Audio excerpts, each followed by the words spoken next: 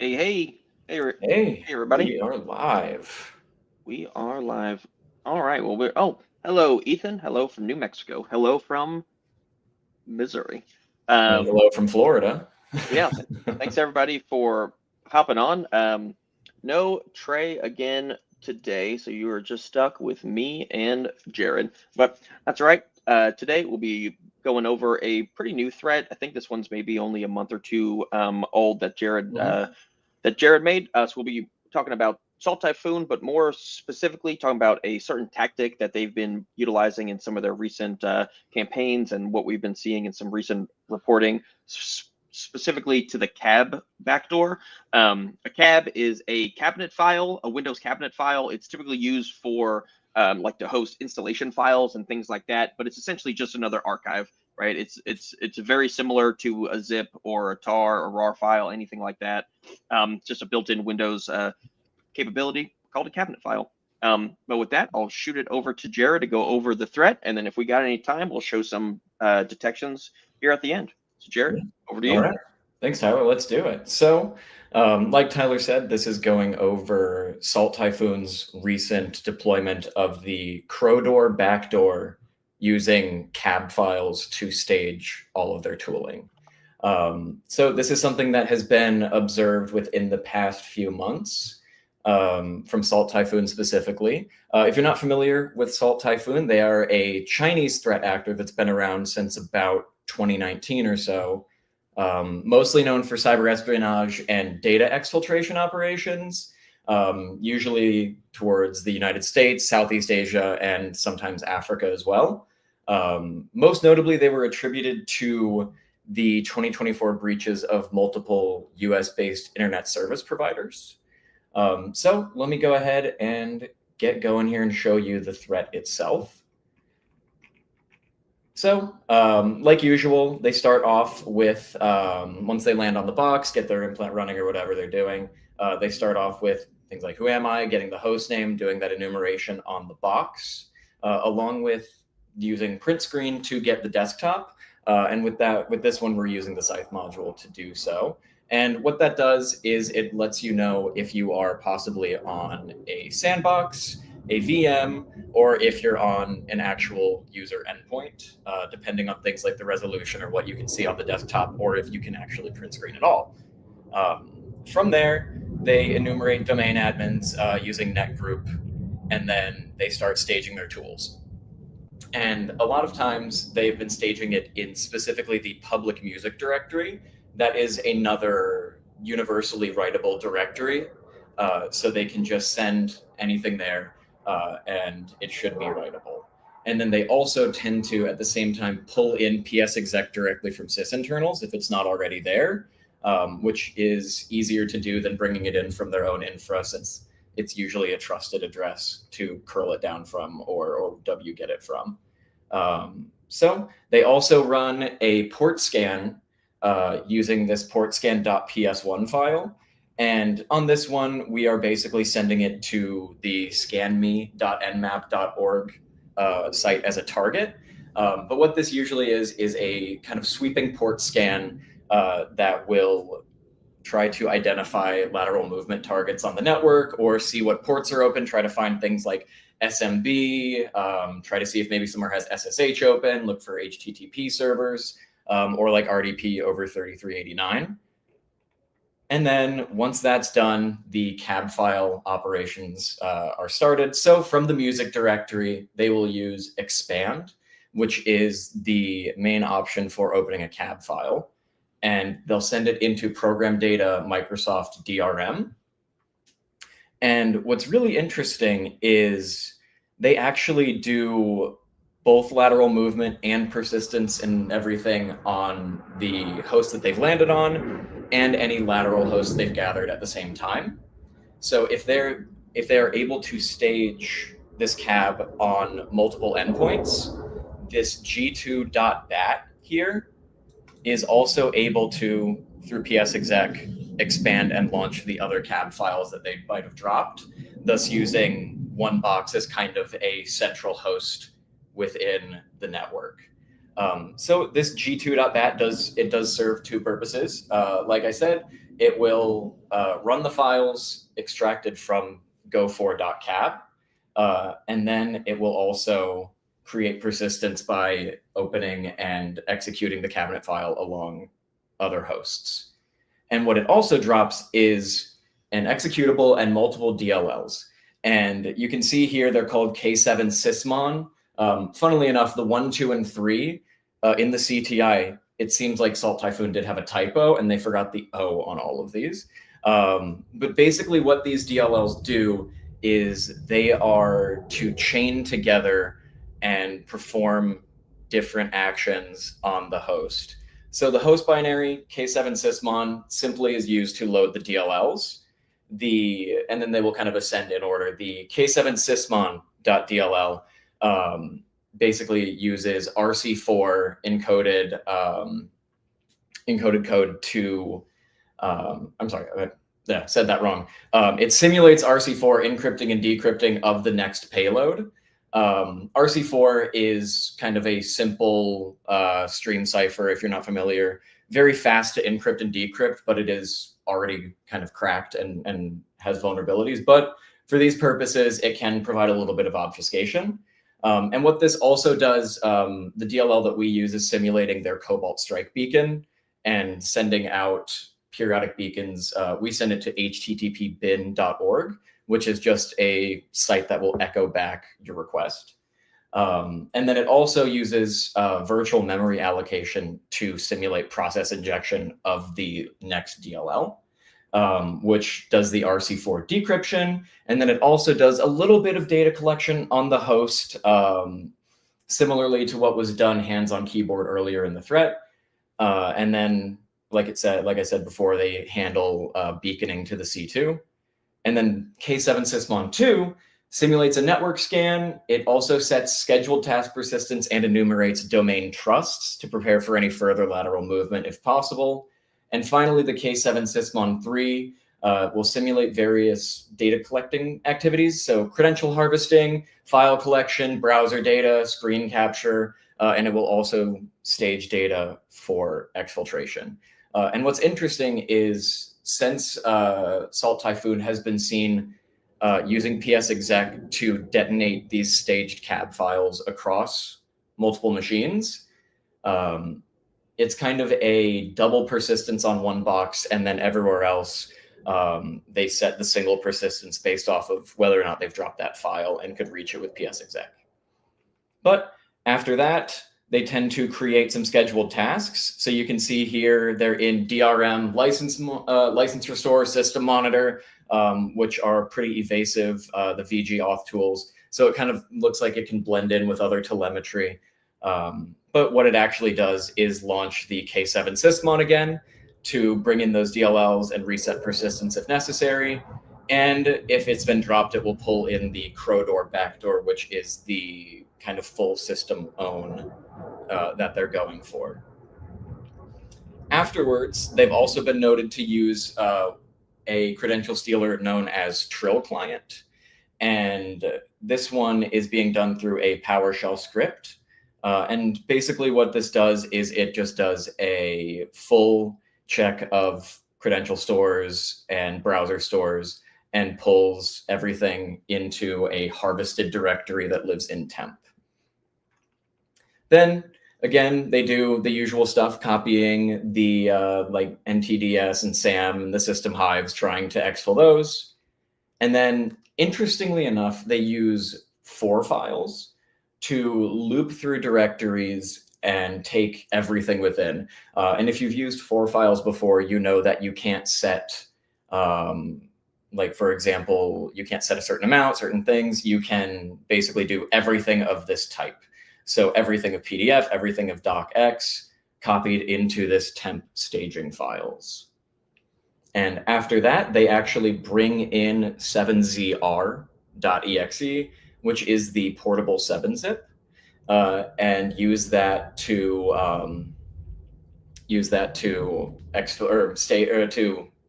stage and exfil data.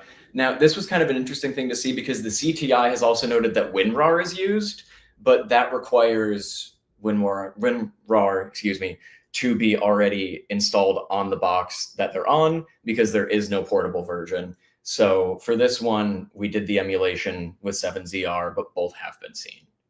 And then finally, you see here that it is uploaded and exfiltrated using the uploader module. So I can go in here into the execution on Scythe, and I can kind of hit some of the interesting points here. Yeah, Jared, can you zoom in a little bit? Yeah, for sure. How does that look? Maybe one more. There we go. Perfect. There we go. So you can see here, it does the screenshot. And let's find some of the interesting stuff here. So you can see here, this is the expand command. Little bit interesting syntax. This -F:* basically allows you to, it's like using extract extract here in WinRAR. So instead of going into a new directory or a directory named like go4, for example, it will just go into the containing directory. And then what this is doing here, this is bringing in psexec, and in this one, it's just attempting against localhost to run g2.bat. In the CTI, it has been noted that they've used this exact command to also run staged versions of this batch file on hosts elsewhere in the network. After that, we take in a bit of a delay and we create our scheduled tasks under license restore, with the backdoor being started on whenever this task is run. And then you can also see that it does VG auth tools, and it creates one with an auto start through install util. This is another evasive way of creating a scheduled task that looks like it might get past initial scrutiny. And let's go up here to, so here is the actual run of the Trill client. We built this one out to be interactive if necessary, but when it was run here, you'll see that it gets the DP API keys, it copies the Chrome local state, cookies, login data, same with Firefox.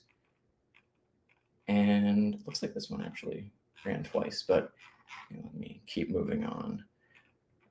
Here's an example of what the 4 files command looks like. So in this one, there was only 1 file in there that we created, but 4 files would loop through everything in the directory.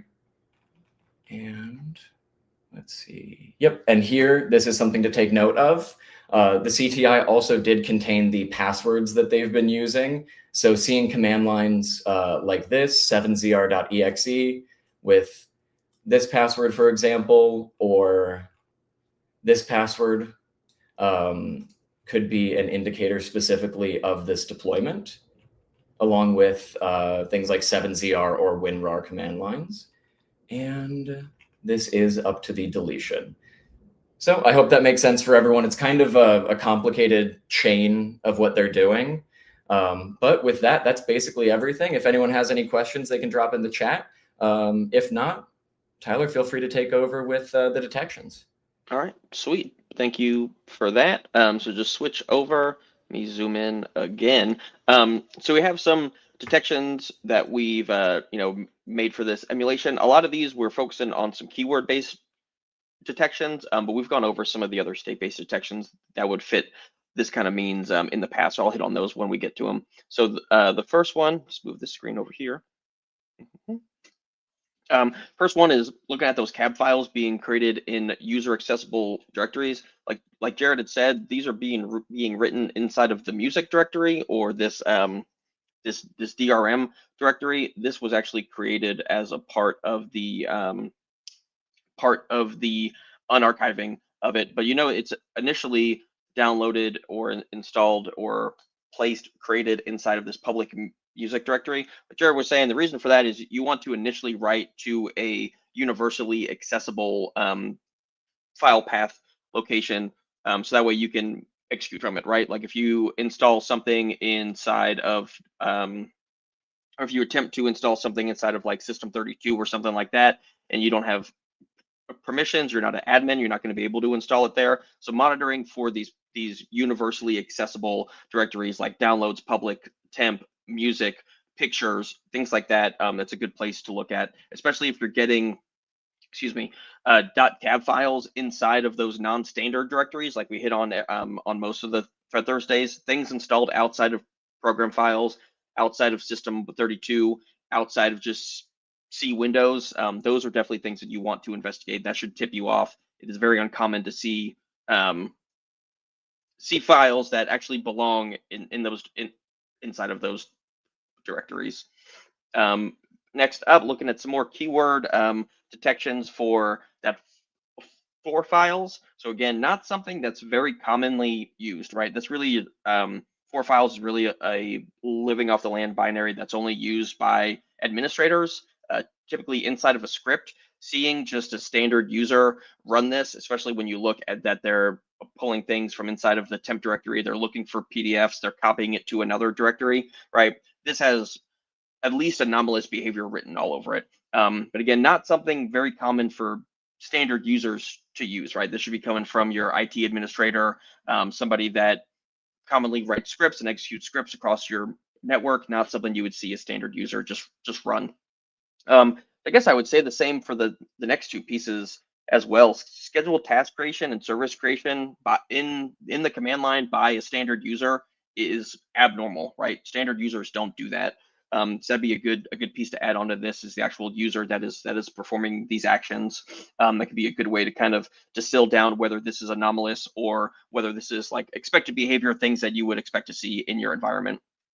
In there for the scheduled task creation, like Jared said, does a great job of kind of blending in and looking pretty legitimate. Even like just taking a quick look at this, this doesn't scream that this is malicious activity, right? It's calling a two executables that are inside of this program data Microsoft. The DRM matches the DRM that's inside of the scheduled task name itself. So that's why it's important. We always hit on to know your environment, know what scheduled tasks should exist, know what services should exist. Is just doing a quick look at these two. It's not really sticking out that this is bad behavior, right? If you didn't get an alert on this, you're just going through the logs. This is something that I think could definitely just kind of go by. Again, with these, you would also have the user fields. That would be a good way to kind of see what users are doing it, what machines they're doing it on. That's probably a good way that you could also identify some kind of anomalous or malicious activity, make it stick out a little more, or even just having a monitor of like a count of your scheduled tasks or a count of your services on your machines. And if that count goes up or down outside of what your threshold is, you probably want to investigate it. Down a little more, a little opposite of how I said these look like they could definitely be normal activity. These could be explained. I think they would have a much harder time explaining this credential harvesting.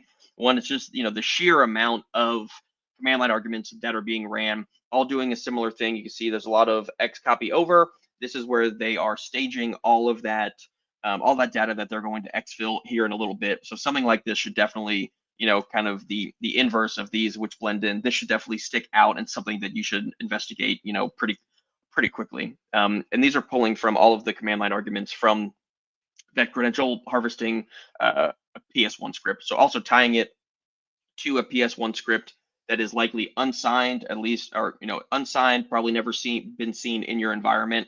Anomalous behavior like that is something that you always want to take a look at. Having too much of something or too little of something, that should definitely tip you off and kind of get the threat hunt started. And then the last two referring to the K7 sysmon. So looking at the service, or excuse me, looking at the executable K7 sysmon was started by SVC host. If it was started by SVC host and not like command prompt or PowerShell or Explorer, which is probably somebody clicking on it, if it's started by SVC host, it means it's probably installed as a service, a scheduled task, a job. It's installed somewhere else that then relies on a system call, which is what the SVC host is going to do. The SVC host is being told, hey, run this application. So this would be beneficial as well if you're able to see like grandparent process or grandparent image, or if you're able to see who wrote this file initially and then kind of look at the chain of everything that this K7sysmon.exe did, right? We saw up here at the top that the K7sysmon, move this screen out of the way. We saw it in one of these. The K7sysmon came from the cab file being executed. Oh, we don't have it in this one, but we saw that the K7sysmon came from that cab file. So being able to trace it all the way up would definitely give you a little bit more insight into, is this anomalous? Is this malicious? Is this something we should investigate? But like I said, it coming from the SVC host, something that should tip you off that it's installed somewhere, right? That even if you stop this image or you stop this process, it's probably going to start again. You need to find the root of where it exists and kind of stop all the different persistence mechanisms that exist for this K7sysmon. And then the last one, just looking at the child processes that come from K7sysmon. So parent processes. Now the child processes of what it did. So started by SVC host running K7sysmon. K7sysmon calls CMD to then run these command line arguments. Excuse me. These command line arguments that are doing some host enumeration, some domain enumeration. Again, these commands, especially the CMD/C, and then some living off the land or discovery enumeration commands, not something you would see from standard users, right? This is something that probably should be uncommon in your environment anyway. So yeah, the last kind of point of always just being proactive threat hunting in your environment, knowing what's normal, will allow you to more quickly identify these and more quickly kind of categorize them into true positives, false negatives, false positives, etc., things like that. But that was as quick. I was trying to get all the way through it as fast as I could, so wasn't too far over. But that is what we have for you guys today. Thank you everybody for hopping on. We have another Threat Thursday here in 2 weeks. I believe we're going over alternative forms of execution. So using different living off the land binaries and scripts to run processes and executables in a different way. So the detections on those should be pretty neat, and the different execution paths should be, I think, pretty interesting to everybody. Yeah, we have some pretty cool stuff. I think y'all are gonna like it. For sure. But yeah, thanks everybody for hopping on. Thank you, Jared, for going over it. Thanks for your time, everybody. See you guys next time.